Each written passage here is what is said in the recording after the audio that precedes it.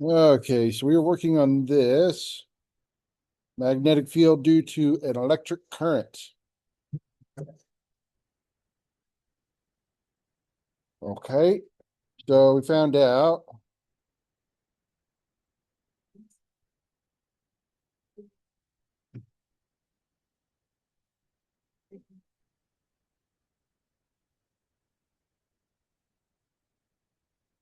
Yes, I was keeping his office. we were over here. Okay, there it is.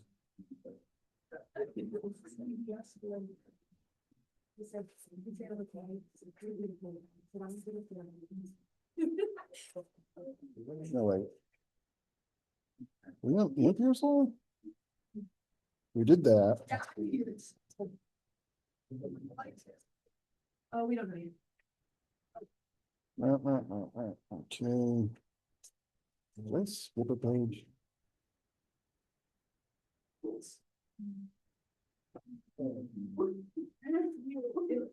Ah, okay, I see. I see. I see. Okay. Now, who can do this integral? I'd be in class full of us. Do you think I can do it? One like this? Yes.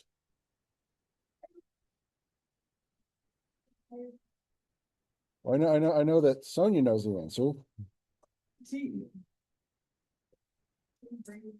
Oh, Sonia,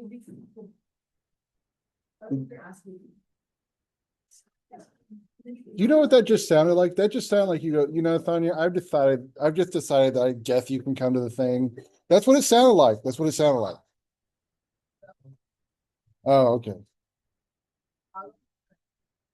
Yeah, I had someone ask me about that. Is that for everybody or only people doing research?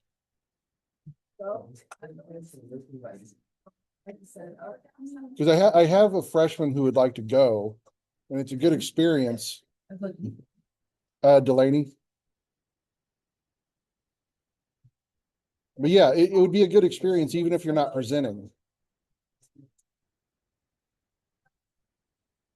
Okay.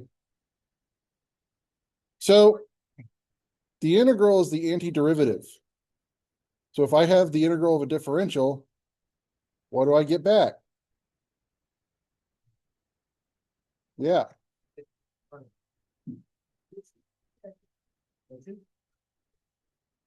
took it. All right, whatever. All right. You get BR times 4. BR times the what? Times where not.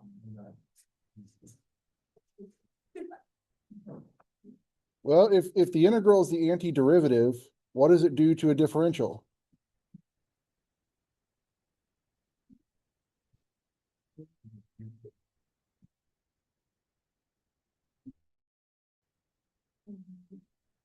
So we need to start doing derivative education this way.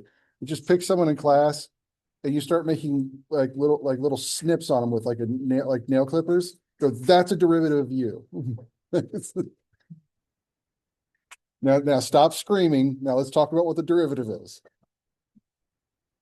Yeah, it's like a little like game smaller, right? Yeah, it's infinitely small. So integrals reverse differentials. It's definitely getting bigger. So if I take, what do I get if I take the natural log? What do I get?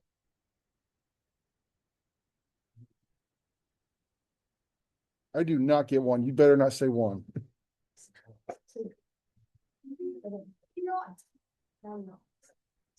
That's how you get this. Yeah. Yeah. So what do I get?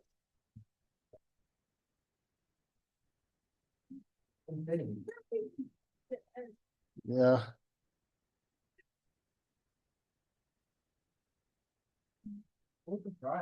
I've come to realize lately that I've put in 3 years worth of effort and it has meant nothing.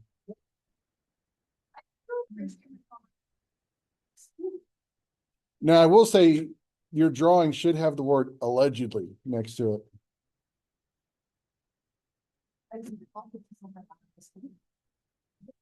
Because I turned it. You cannot draw a picture of an ostrich without putting the word allegedly. So if the natural log is the anti-exponential and it gives me x, and the integral is the antiderivative, no, Just stop talking. It's so off. I'm trying to remember. I can't remember. it just gives me what's inside the differential. It just reverses it. That was not close. And then evaluation at limits is a difference.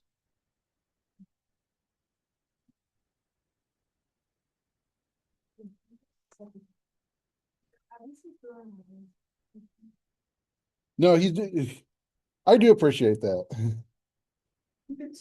Cause no, but you're making an honest effort while we have someone else going, everything's a blur.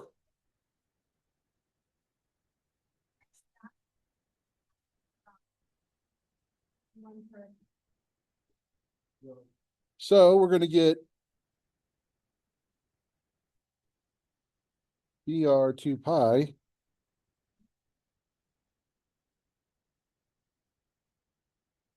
which ends up giving us the magnetic field for this current carrying wire.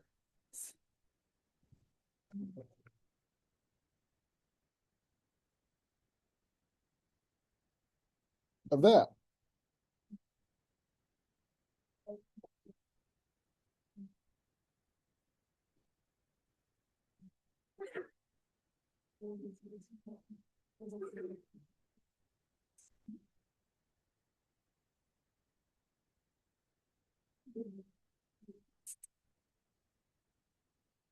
Not calc 3. 1.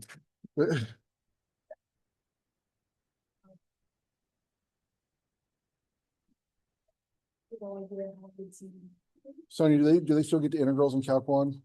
Yeah. Okay. I remember doing. You got to draw all the fancy math symbols. It makes it look more fun. Like, I stuff like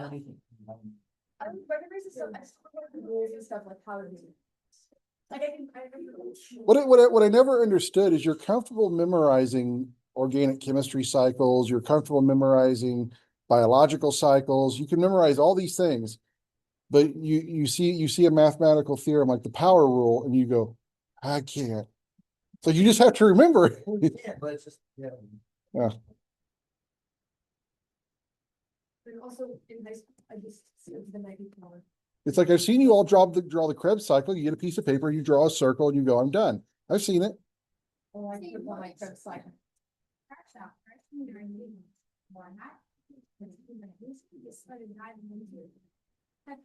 Oh, I wanted to.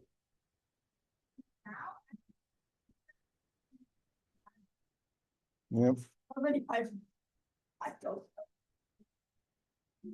Okay. So here, we have a house's wiring. 2 long parallel wires are separated and surrounded by insulators. The wires are a distance d apart and carry current of magnitude I in opposite directions. Find the magnetic field at a point halfway between the 2 wires in terms of I and D.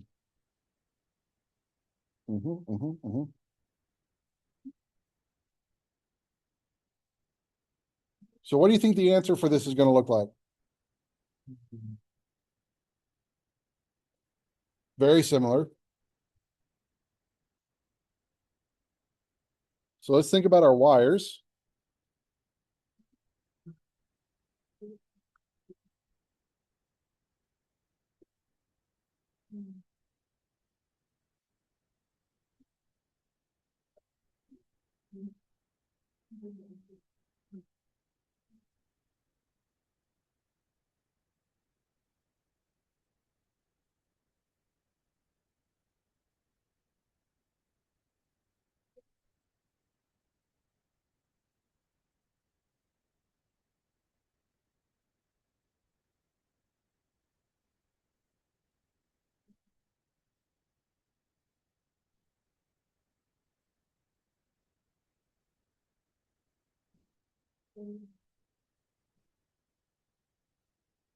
How's that going to affect the magnetic field for wire two?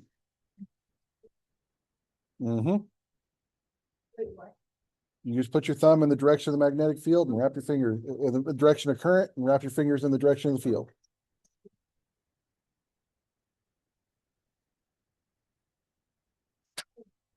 It's okay. Ooh. Really think so. We do this because if you notice, this creates an overall magnetic field between the two wires. If the current was going the same way for both of them, magnetic field would be zero. You see how you're going to get a magnetic field right in the center going into the page?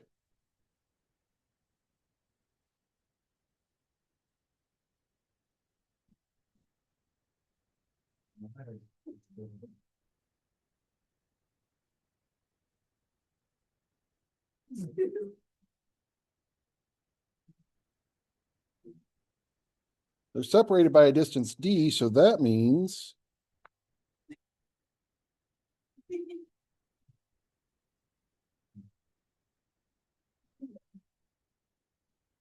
there we're going to have 1/2 d. So let's see, we can call this wire one, wire two.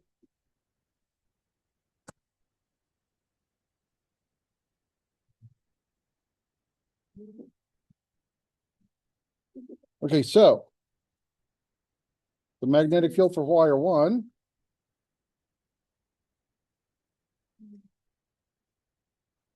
2 pi r. And in this case, what is R going to be? Where are we examining? Yep, d over 2. Because you can imagine your magnetic field is going to be concentric circles. We're just examining it at d over 2. Do I have it? Is that on this image up here? Yeah, like that. We're just going to examine it at the radius of d over 2.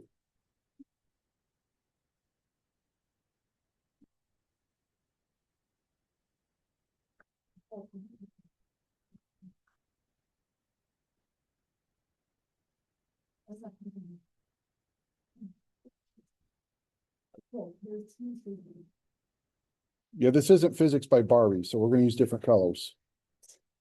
No, it's too much that I use different colors to what you write. Oh,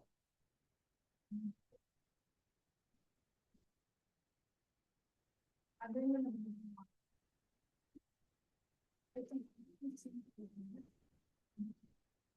okay, so that's going to be the magnetic field at d over 2 for wire one. Now, how do we find the total magnetic field between the two wires?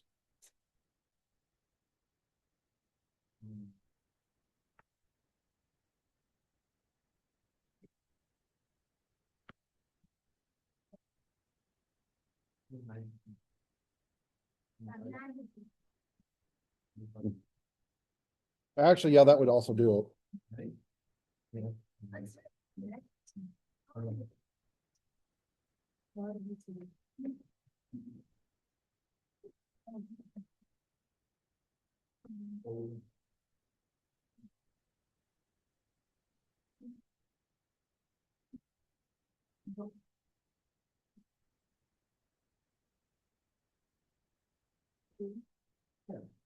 Mhm.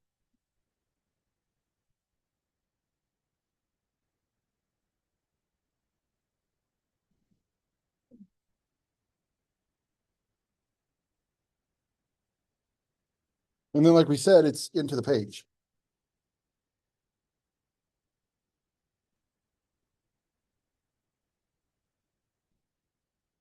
Yeah, it depends on how you draw your axes. In this case, yes, that's usually how I set it. Uh, because if both of these wires are like flat in the page, then your magnetic fields are circling in and out of the page. So technically your magnetic fields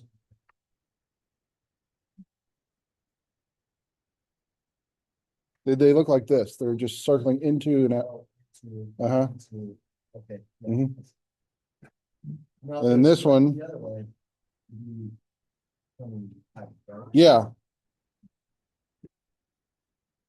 Now you can make arguments saying that the other current is going in the negative direction and that reverses the magnetic field.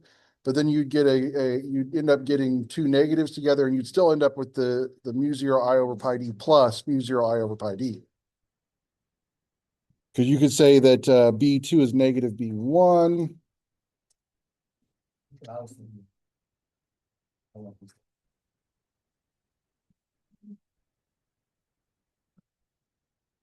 Okay, now we're going to look at magnetic field due to a solenoid. What's a solenoid?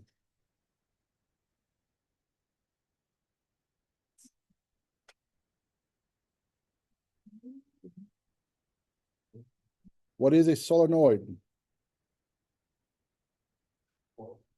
It's a coil.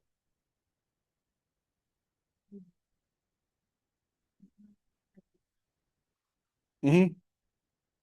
Mm-hmm. Solenoid. Now, the fun thing is, if you get a strong enough solenoid, if you get a thick enough copper wire and you wrap it and you run enough current through it, you can take a little block of metal and drop it down the center. First off, the metal will kind of float until it heats up and melts, and you get a bloop of metal out the bottom. Huh?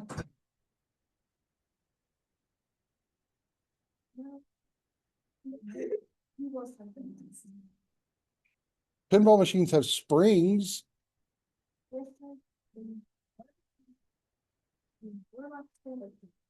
Oh yeah, they're very common. They're very common in electronics. One of the most common solenoids you find in electronics is the inductor. They're also used in transformers. On one side, you have a solenoid of a certain number of loops. On the other side, you have a solenoid of a different number of loops. It changes how the current flows. No. Mhm.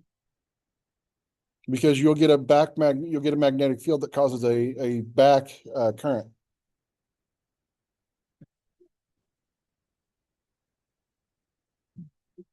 Okay, so we want to start work. So you remember how we did Gaussian surfaces? Does anyone remember Gaussian surfaces? Yes. Well, now we're going to use Amperian loops. We're going to set up a loop that doesn't actually exist, but it exists for mathematical purposes. And so let's do the best we can to try to draw a solenoid.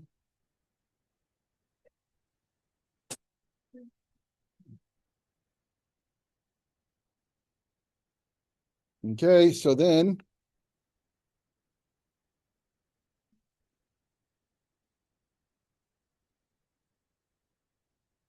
we're going to get our magnetic field. I don't know. Nope, just a general solenoid.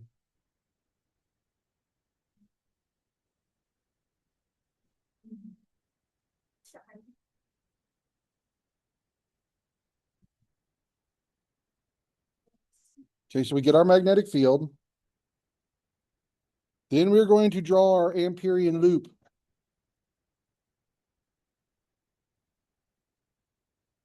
In this case, it's going to be a little box.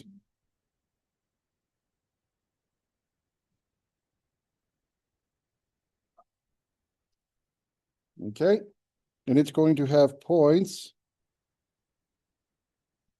A, B, C, D. It's your Amperian loop.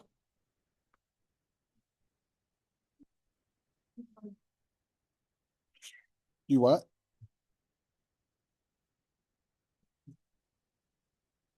Well, because it's just a random number of loops. Now,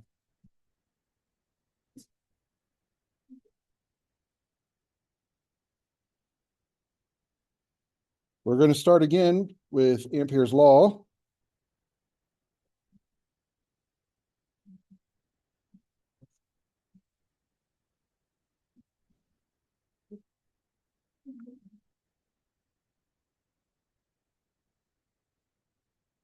So now you can start to get an idea of what the path integral means.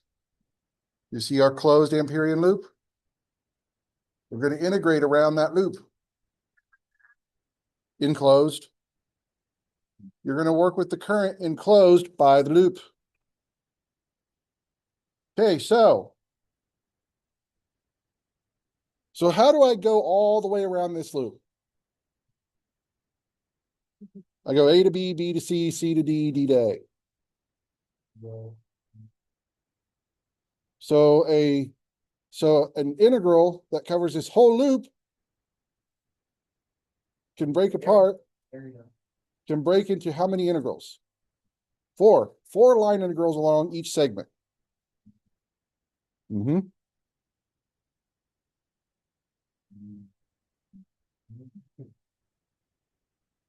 Yep, you add them.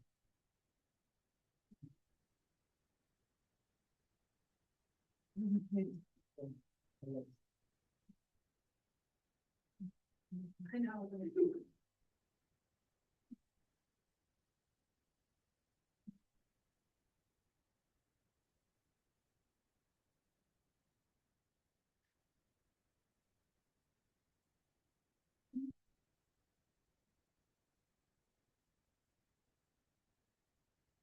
Usually people leave out that last one because they don't take account of D to A. They're like, well, I've already been at A. Yeah, but you didn't get back to A.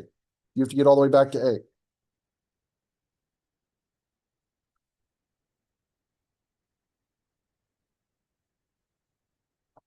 A. Okay, so we need to look at the angle the magnetic field will make with each side of the loop. Okay, so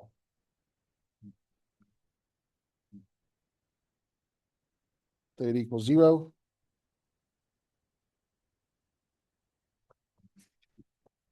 (90°).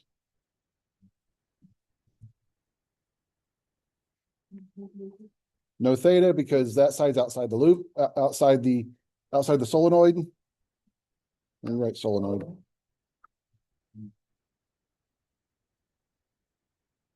And then of course we have theta equals 90. Because what are we going to do with these? What are we going to do with these dot products? Cosine. Listen, Spiral McDropsy. Cosine. Yep. So we're going to fill in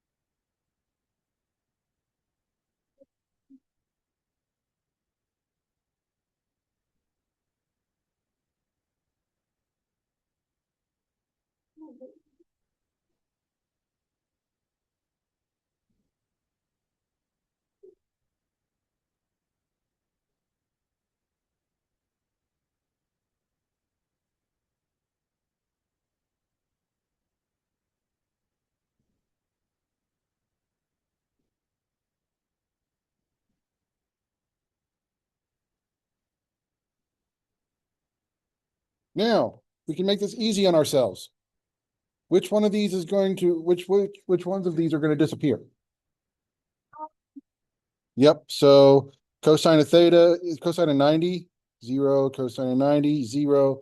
No magnetic field outside the solenoid, 0. You can do that too. B is 0 outside the solenoid.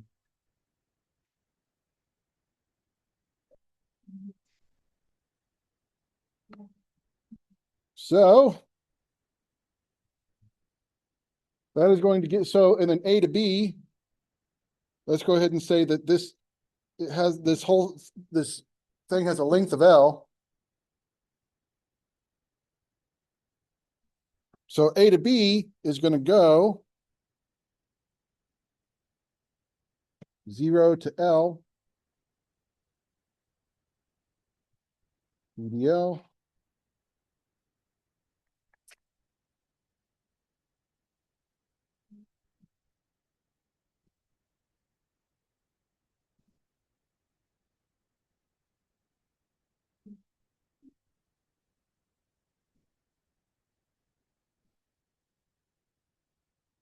So another very simple integral. Yep, that's going to get, so it's going to give you L, and from 0 to L is L minus 0. So you're going to get B times L equals mu 0 current enclosed by the loop. Now we need to think about what the enclosed current is.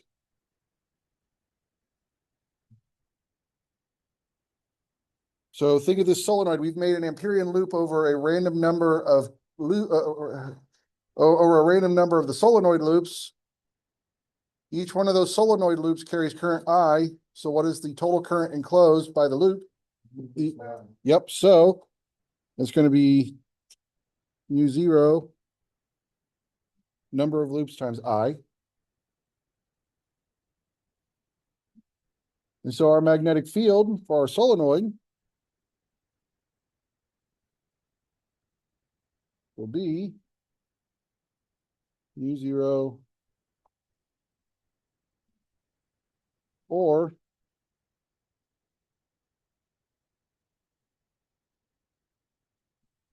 where your little n is kind of like a loop density. It's number of loops per unit length.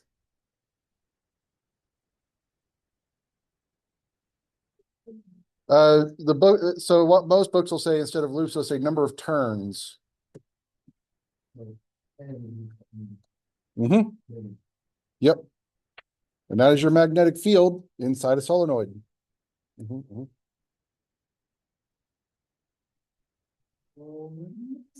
Ampere's law. Now we're going to kind of go backwards. You can go forward, surely you can go backwards. I love how I heard like I had a heard a huh, like maybe you can go backwards. Guess we'll see.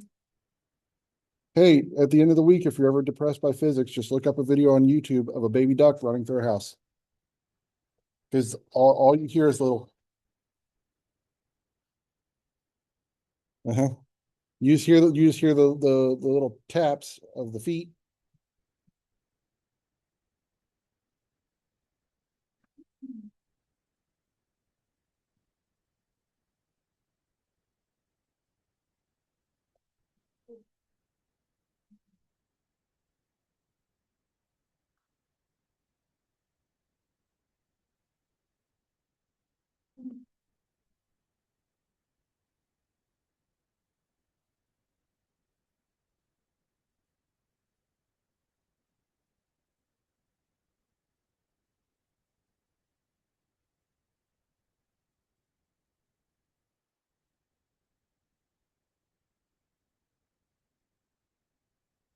We know that this magnetic field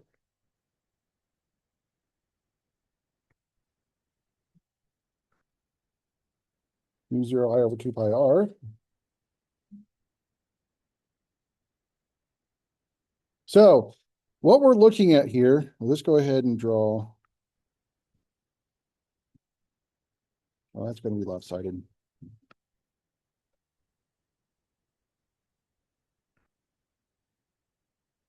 Yeah, that'll work. Remember, we're looking at this little bitty section, okay? And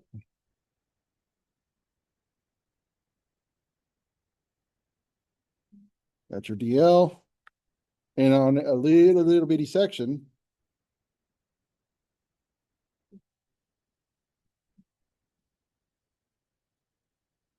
we get a little bitty piece of the magnetic field. And so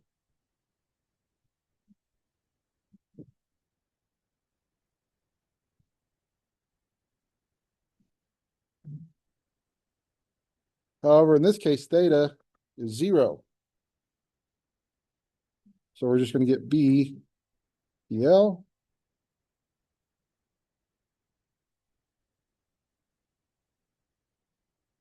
And so then we also want to have our, we could probably do it in this circle.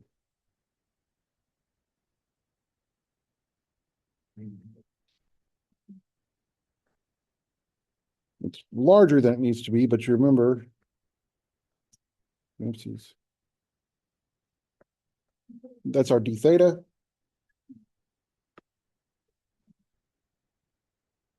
And that's our dl. So we know Ampere's law starts this way. But let's see if we can actually get to the mu zero I. Mm-hmm.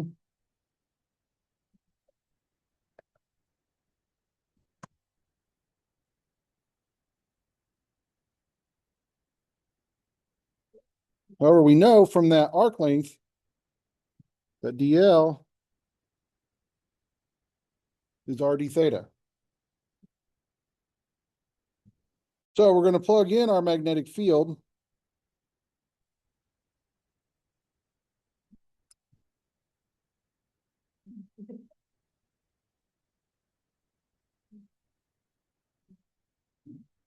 Remember, our limits for all the way around a circle are 0, 2 pi,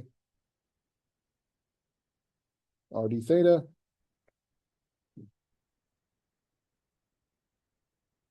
That r is going to come out. It's a constant. It's going to cancel that.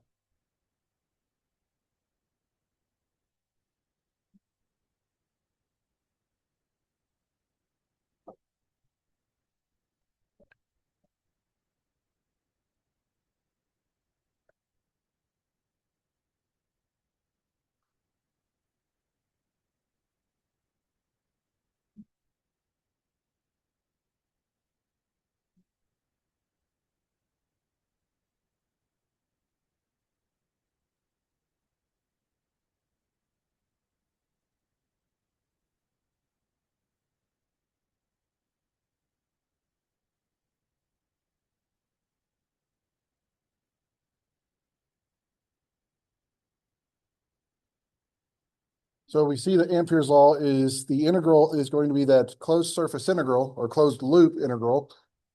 B dot dl equals mu 0 times the current.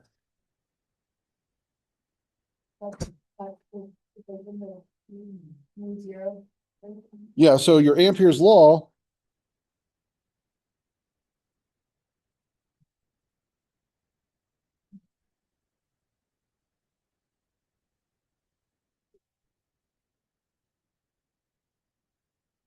and we do have a discrete version of this.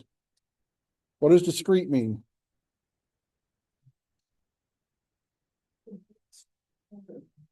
So let's go back up. You notice how each one of these magnetic fields here,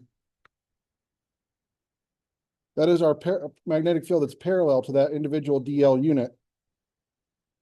Okay, so discrete. So calculus is continuous math. What is this? What does the integral turn into in discrete math? So integral is continuous. It does, but it turns into the sum. So a summation is a discrete form of the integral. So that means our discrete form going to be that parallel unit of the magnetic field, delta L is mu 0 I. So this is this discrete version of Ampere's law.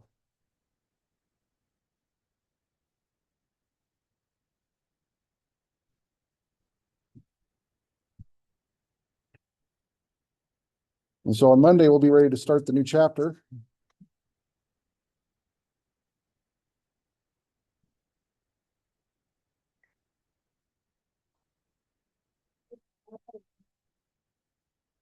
Where did you continue with